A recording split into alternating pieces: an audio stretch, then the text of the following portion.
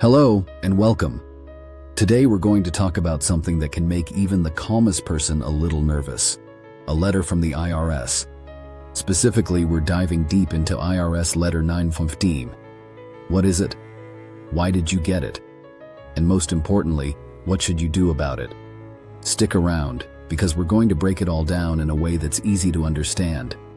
So, you've just come back from an in-person meeting with an IRS auditor, and now a formal-looking envelope has arrived. You open it, and there it is. Letter 915, the examination report transmittal. First things first, don't panic. This letter isn't a bill. Think of it as a proposal. The IRS has reviewed your tax return, and based on the audit, they are proposing some changes. This letter is your 30-day notice to respond to those proposed changes. That's why it's often called a 30-day letter. Inside the envelope with Letter 915, you'll find another important document.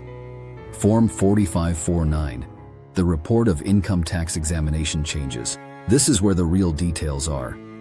It will show you exactly what the IRS wants to change on your tax return, why they want to change it, and what the new tax amount would be, including any penalties and interest. The law actually requires the IRS to provide this level of detail, so you're not left guessing. Now, here's where you come in. You have a 30-day window to make a decision, and you essentially have three main choices. Option 1, you agree with the IRS. Maybe you review the report and realize they're right.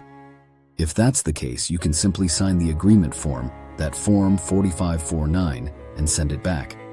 By doing this, you're accepting the changes and waiving your right to appeal. The IRS will then assess the new tax amount and send you a bill. The good news is that agreeing quickly can sometimes limit how much interest you'll owe. Option 2, you do nothing. This is a choice, but probably not your best one. If you ignore Letter 915 and let the 30 days pass, the IRS will automatically move to the next step. They will send you what's called a statutory notice of deficiency, or a 90-day letter. This is a much more serious notice. It gives you 90 days to file a petition with the U.S. Tax Court.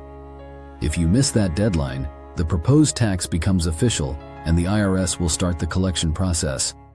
You also lose your chance to easily appeal within the IRS. And that brings us to option 3, you disagree with the IRS. If you look at the report and think, wait a minute, this isn't right, you have the absolute right to challenge it. This is part of your taxpayer bill of rights. You can appeal the decision. So how do you do that? Well, your first, most informal step could be to call the examiner's manager and try to discuss the issues. Sometimes, a simple conversation can clear things up. But if that doesn't work, you'll need to file a formal appeal. The process for this depends on the amount of money involved. If the total proposed tax and penalties are $25,000 or less for a tax year, you can use what's called a small case request. This is a simpler process. You can either write a brief statement explaining what you disagree with and why, or you can fill out a specific form, Form 1203, the Request for Appeals Review. However, if the amount is more than $25,000, you need to file a formal written protest. This is a more detailed document where you have to lay out your case clearly. A formal protest needs to include your name and contact information, a statement that you want to appeal, a copy of the Letter 915, a list of the specific issues you dispute, the facts that support your side of the story, and any laws or legal authority you're relying on. Finally, you have to sign it under a penalty of perjury statement, basically swearing that everything you've written is true. Filing an appeal sends your case to the IRS Independent Office of Appeals. This is a separate division within the IRS whose entire job is to resolve tax disputes without going to court. It's a forum where you can get a fresh set of eyes on your case in a less formal setting. To recap, Letter 915 is a proposal, not a final bill. It's your 30-day window to act. You can agree, disagree, or do nothing, but doing nothing has consequences. If you disagree, you have powerful appeal rights, but you have to follow the correct procedure, whether that's a small case request or a formal written protest. Navigating an IRS audit can be stressful, but understanding the process and your rights makes all the difference. Don't be afraid to stand up for yourself if you believe the IRS has made a mistake.